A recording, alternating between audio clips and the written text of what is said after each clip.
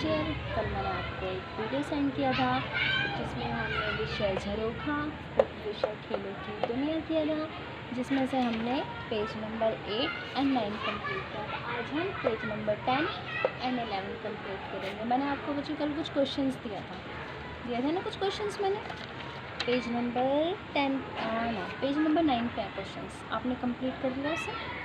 I hope कर लिया होगा, कभी भी चेक कर सकते हो। ठीक है, अब मैं आपको आगे बताती हूँ। ये रहा आपका टॉपिक। अब हाँ, पहले हम मार्शल आर्ट। अब मान लो बच्चों आप कहीं फंसे हो, आपके पास हथियार नहीं है, अगर आपको आत्मरक्षा करनी है आप कैसे करोगे? तो उसके लिए भी हमें मार्शल आर्ट का आना बहुत ज़रूरी है। ठीक है, अब जूडो के अलावा कराटे, ताइक्वांडो और कुंफू भी मार्शल आर्ट के अंतर्गत ही आते हैं। ठीक है, कुंफू और ताइक्वांडो में आग के आक्रमण पर अधिक बल दिया जाता है, इसमें आक्रमण पर अधिक बल दिया जाता है, जबकि जूडो पर बचाव का। क्या है, ताइक्वांडो में हम आक्रमण करते हैं और जूडो में हम बचाते हैं अपने आप को। ठीक है, अब आत्मरक्षा की इन सभी कलाओं में शरीर के अलग अलग, अब कोई भी गेम होता है उसमें हमारी बॉडी का अलग अलग पार्ट काम करता है। जैसे कि जूडो, जैसे कि हम जूडो करते हैं।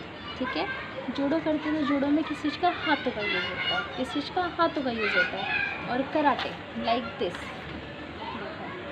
देखो है ना, इस तरीके से ये आपको मैंने पिक्चर्स बना रखे हैं। कराटे, जब हम कराटे का करते हैं तो कराटे में किसका यूज़ होता है? कराटे में हाथों के जो पंजे, यानी कि इनका, सिर्फ इस चीज़ों का यूज़ करते हैं।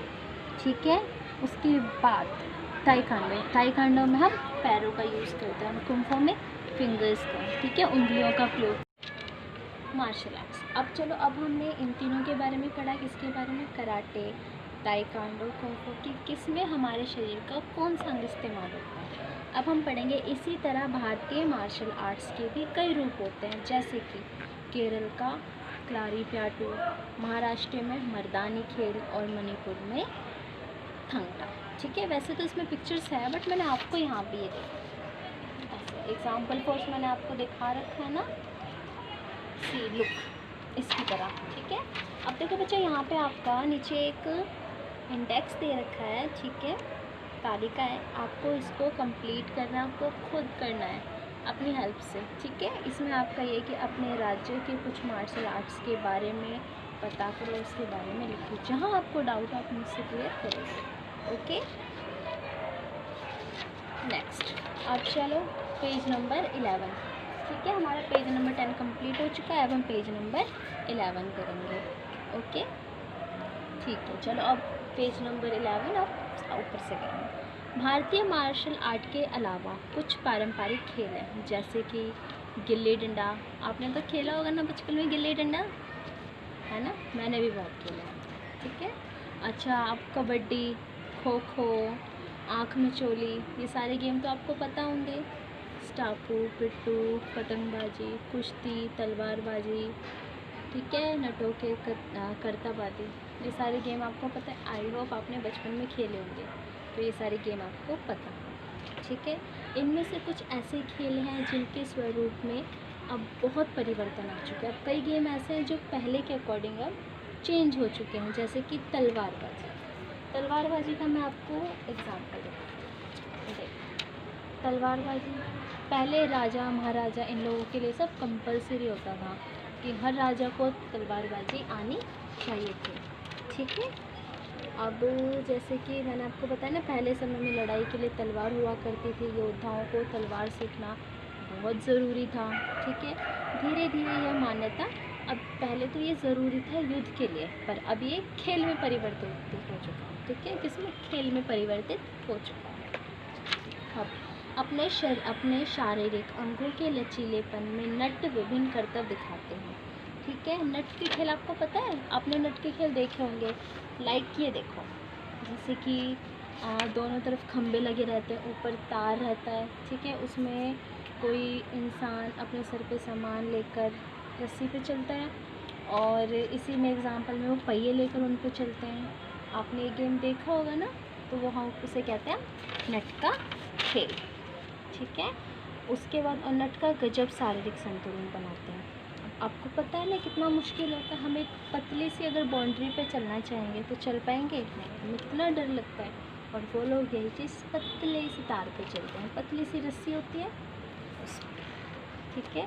वो भी उनके लिए भी आसान नहीं होता, बहुत मुश्किल होता है और वो भी कैसे करते हैं, नियमित प्रयास से। अगर वो प्रयास नहीं करेंगे और सडनली करते तो वो भी भूल जाएंगे। हमने पहले पढ़ा था ना, कोच ने क्या बताया था, ठीक है। अपने शरीर का संतुलन, लचीलेपन व दमखम के आधार पर इस कला का प्रदर्शन करते हैं। देखो बच्चों, यहाँ पे आपको पिक्चर्स भी दे रखे हैं, तलवारबाजी का, नट का खेल और जिम्नास्टिक। जिम्नास्टिक के बारे में मैं बताती हूँ। ये देखो लाइक आपको दिखाई दे रहा है ना प्रॉपरली, ये एक लंबा सा डंडा है। यहाँ पे तो डंडे के ऊपर चलते हैं, हाथ में डंडे लेकर, बट यहाँ पे डंडा लेकर ये दोनों देखो, इनके दोनों हाथ दोनों पैर उन्होंने अपनी बॉडी को टर्न करके इस तरीके से अपने आप को कवर कर रखा है, ऐसे उस पर लटके हुए हैं ना। मुश्किल है ना, लेकिन देखो ये चीज़ें, ठीक है। अब इसी का हम आगे करते हैं। क्या तुमने कभी नट का खेल देखा है? अभी आपके क्वेश्चन है, यहाँ पे 2 क्वेश्चन है, आपको इसे सॉल्व करना है। मैं आपको इसे बता देती हूँ। क्या आपने नट का खेल देखा है?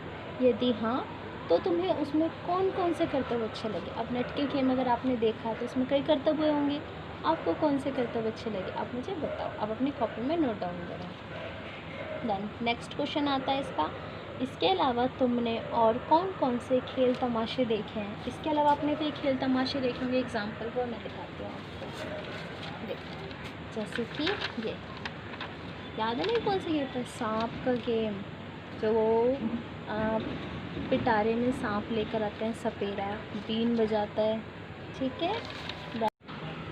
ठीक है बच्चों, आज मैंने आपका पेज नंबर 10 एंड 11 कंप्लीट कर दिया है। अब मैं नेक्स्ट वीडियो आपको सेंड करूँगी। नेक्स्ट वीडियो में मैं आपके आगे के पार्ट कंप्लीट करूँगी। आई होप आपको समझ में आ रहा है, ठीक है। ओके।